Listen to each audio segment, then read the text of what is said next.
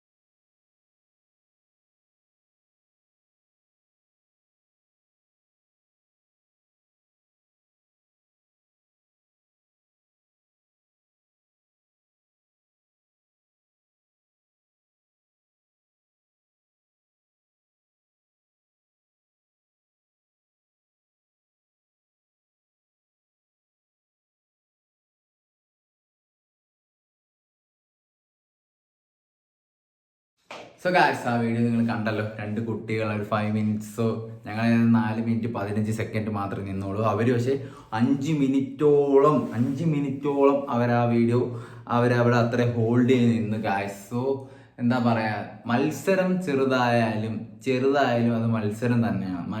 മത്സരിക്കുന്ന എതിർ നിൽക്കുന്ന ആളെ തോൽപ്പിക്കാൻ വേണ്ടിയായിരിക്കണം മത്സരിക്കേണ്ടത്. നമ്മൾ അതിനു വേണ്ടി മാത്രമായിരിക്കണം. സോ വെറും പൈസയ്ക്ക് വേണ്ടി അല്ല ഞാൻ പറയുന്നത്. സോ നമ്മൾ ചലഞ്ച് ചെയ്യുന്നത് ജസ്റ്റ് ഒരു ഇമ്പാക്റ്റ് കിട്ടാൻ വേണ്ടിയാണ് 100 റുപ്പീസ് പറയുന്നത്.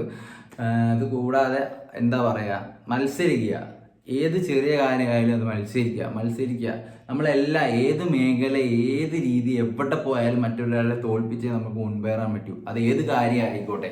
അതുപോലെ തന്നെയാണ് ലൈഫിൽ നമ്മൾ പലരെയും തോൽപ്പിച്ചേ നമുക്ക് മുൻപോട്ട് വരാൻ പറ്റത്തുള്ളൂ. എല്ലാവരും അങ്ങനെ തന്നെയാണ്. സോ നിങ്ങളും ഇതുപോലെ ഓരോ ചലഞ്ചാണ്. സോ ആ കുട്ടികളെ അവരെ തോൽപ്പിക്കാനുള്ള ഒരു മൈൻഡ് അവർക്കുണ്ടായി. സോ അവർ ഇനി ഒരു കോമ്പറ്റീഷൻ മൈൻഡ് ആയിരിക്കണം.